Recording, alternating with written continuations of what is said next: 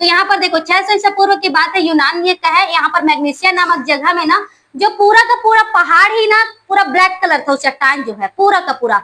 अब वहां ऐसे मतलब उस पत्थर की क्वालिटी थी कि वो जो भी मतलब लोहे से बनी चीज रहती थी उसको अपनी तरफ क्या कर लेती थी, वो आकर्षित कर लेती थी।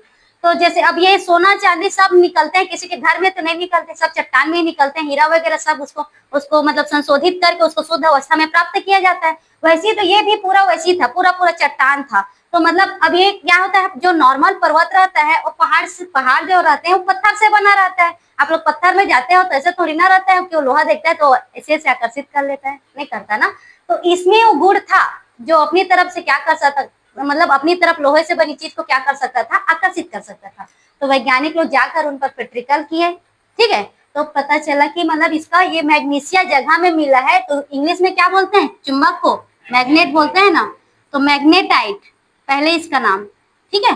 और बाद में इसी का क्या हुआ, मैग्नेट, अभी जो बोलते हो मैग्नेट है, और यही इसका मैग्नीसिया की वजह से मैग्नेटाइट, और इसी को क्या बोलते हैं, चुंबक बोलते हैं, ठीक है। तो ये चुंबक यहाँ पर मिला है, मतलब एक चट्टान ही है जो काले रंग में था, और ये क्या करता था, लोहे से बनी जितनी भी चीज होती थी उसको अपनी तरफ क्या कर लेता था, आकर्षित कर लेता था। मैग्नीसिया की वजह से इसको मैग्नेटाइट बोलते हैं, और हिंदी में क्या बोलते हैं, चुंबक। ठीक है, जगह के नाम की वजह से उसका नाम रखा हुआ है। आप लोग गेम खेलते हो तो चुंबक वाला जब पावर मिल जाता है तब कैसे खिंचा जाता है ना, बस वैसे ही होता था। देखे सब गेमलर लोग इधर हाँ हाँ बोल रहे हैं, आए समझ में। ये यहाँ पर ये चुंबक की क्या हुई, उत्पत्ति हुई, इतना ये चुंबक का क्या है, इतिहास है। अब चुंबक किसे कहते हैं,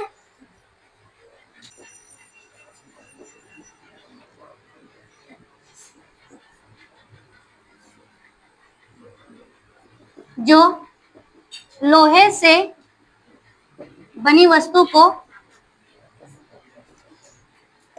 अपनी ओर आकर्षित करती है।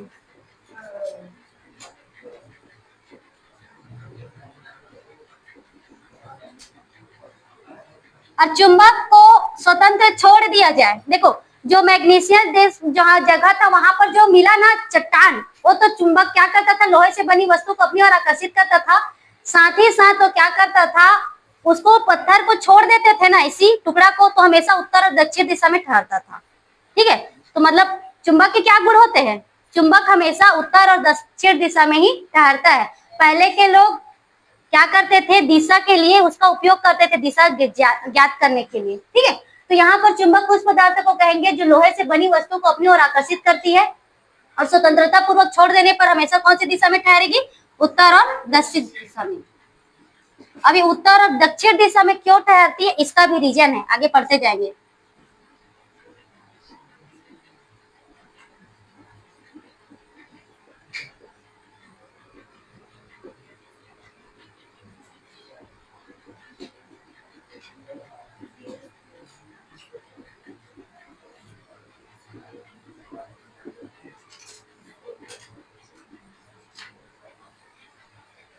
देखो चुंबक के प्रकार, तो चुंबक दो प्रकार के होते हैं, एक प्राकृतिक चुंबक और एक क्या होता है, कृत्रिम चुंबक।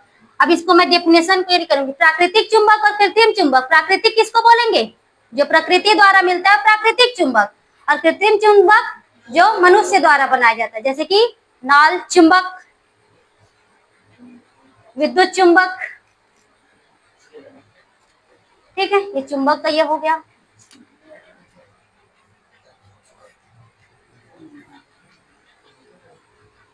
लिखते जाओ चलो, चुंबक के प्रकार, तो चुंबक दो प्रकार के होते हैं, एक क्या होता है, प्राकृतिक चुंबक,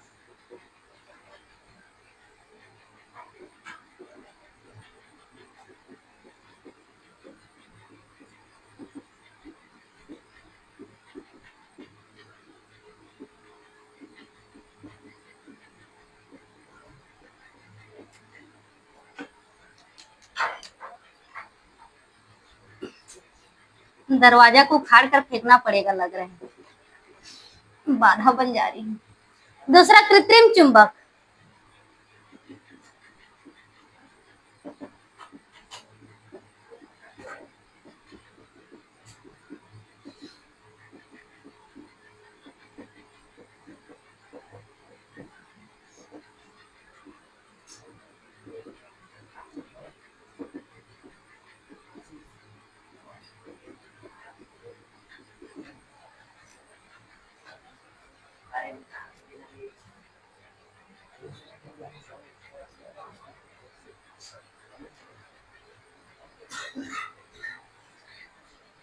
उसके बाद है चुंबकीय ध्रुव।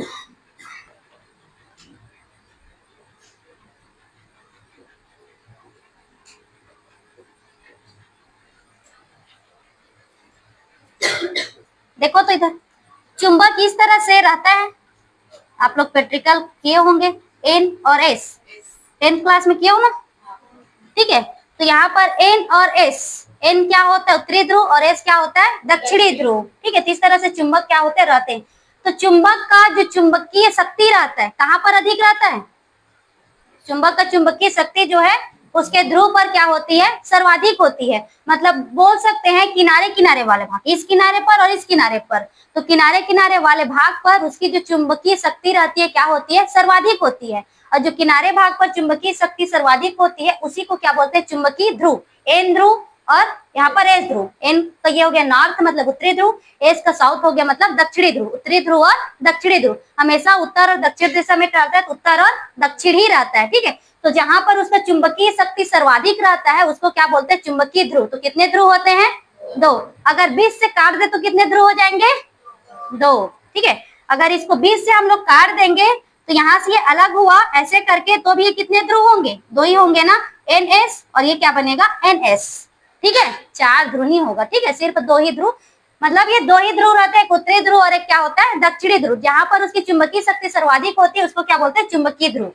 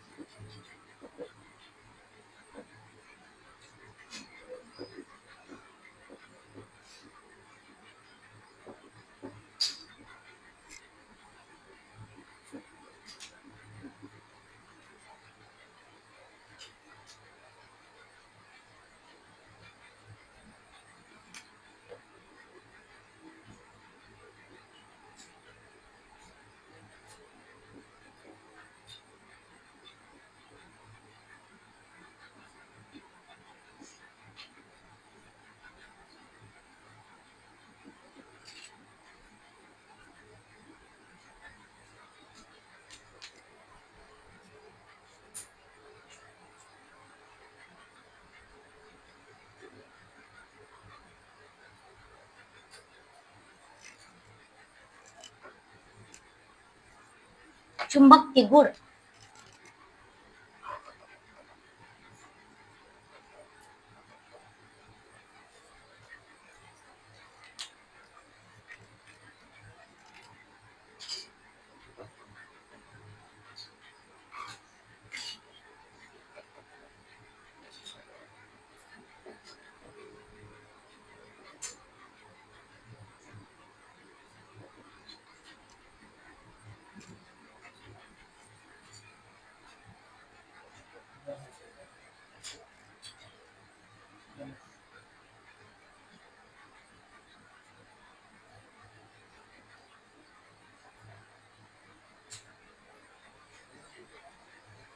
देखो चुंबक के गुण ना ये हो गया। तो चुंबक के क्या गुण है, पहला कि वो सदैव कहाँ स्वतंत्रता पूर्वक लटका देंगे तो कहाँ ठहरेगा वो उत्तर और दक्षिण दिशा में। चुंबक के क्या गुण होते हैं, चुंबक चुंबकीय पदार्थ को अपनी ओर क्या करता है आकर्षित करता है।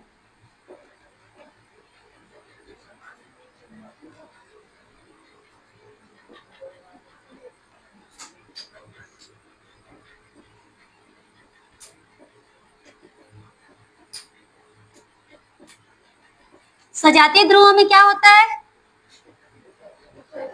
प्रतिकर्षण और विजातीय ध्रुवों में आकर्षण।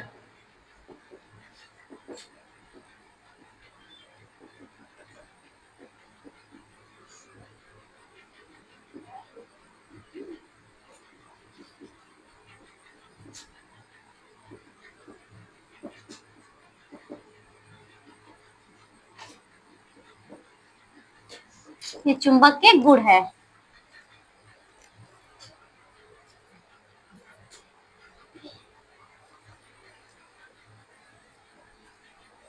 पूरा डेफिनेशन लिखेंगे।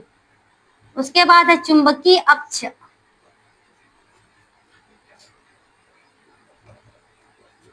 ध्रुवों को मिलाने वाली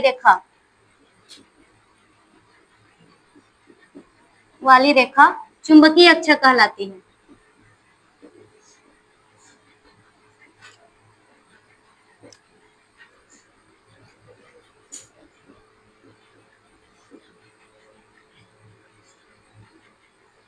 ये देखो यहाँ पर एन और एस हो गया, तो यहाँ पर एन और एस क्या है, दो ध्रुव है, तो इसको ये जो रेखा मिला रही है इस तरह से, ये वाला क्या कहलाएगा, चुंबकीय अक्ष। ठीक है, चुंबक के दोनों ध्रुवों को मिलाने वाली रेखा क्या कहलाएगी, चुंबकीय अक्ष।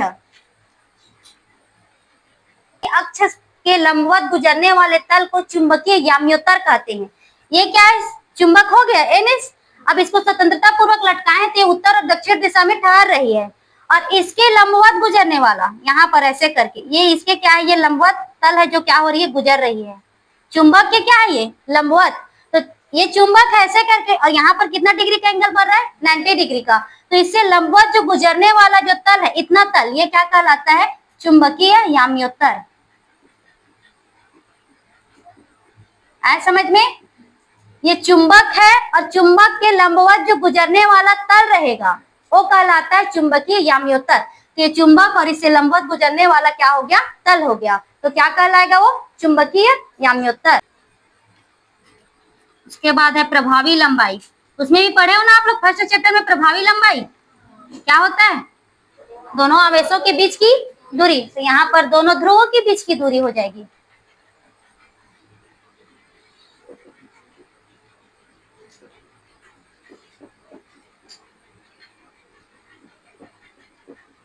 चुंबक के दोनों ध्रुवों के बीच की दूरी को प्रभावी लंबाई कहते हैं।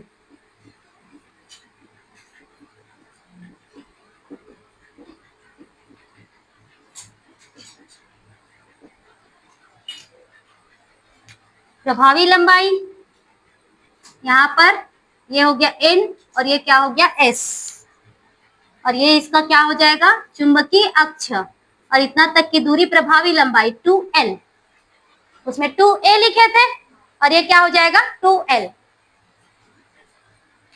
उसके बाद है ध्रुव प्राबल्य,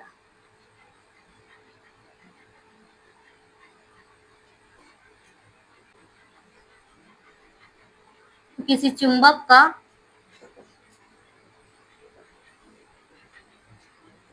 ध्रुव प्राबल्य वह शक्ति होती है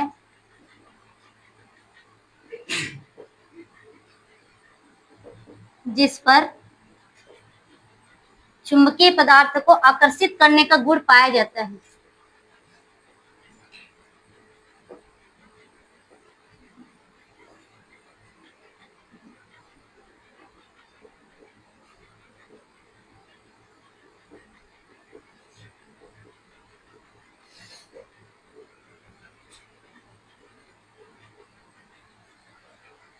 देखो किसी चुंबक का ध्रुव प्राबल्य वह शक्ति होती है जिस पर चुंबकीय पदार्थ को आकर्षित करने का गुण पाया जाता है। इधर ध्यान दो, ध्रुव प्राबल्य, तो जैसे उसमें हम लोग विद्युत वाला पढ़ रहे थे तो वहां पर क्या पढ़े, आवेश पढ़े Q1 और Q2, तो यहाँ जो किनारे पर रहता है ये N और S क्या है, ध्रुव है, तो N और S पर ये क्या होता है, चुंबकीय पदार्थ को अपनी तरफ आकर्षित करने का गुण पाया जाता है, तो इसी को दर्शाते हैं यहाँ पर, इसी को यहाँ पर ये ध्रुव प्राबल्य, ये एक ध्रुव प्राबल्य और एक दूसरा ध्रुव प्राबल्य है।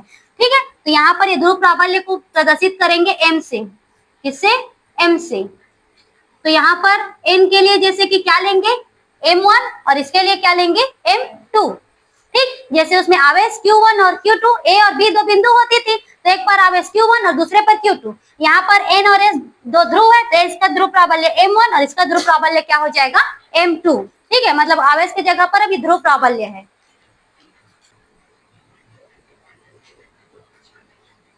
कौन सी राशि है, अदिश राशि। जब दो समान परिणाम के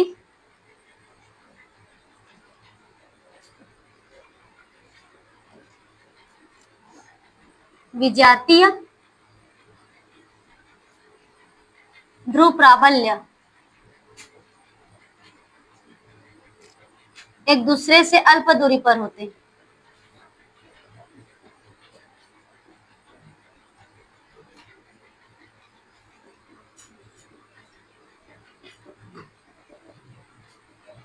तो उसे चुंबकीय द्विध्रुव कहते हैं।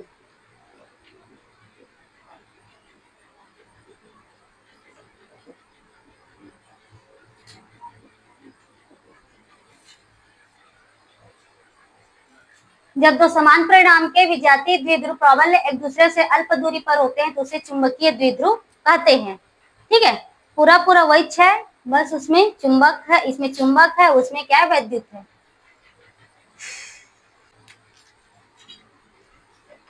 चुंबकीय द्विध्रुव आघूर्ण।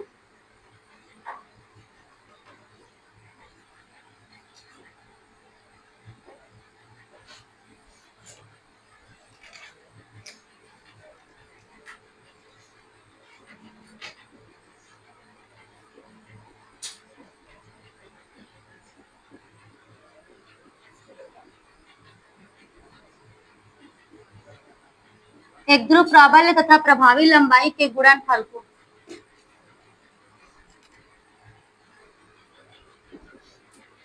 चुंबकीय द्विध्रुव आघूर्ण कहते हैं।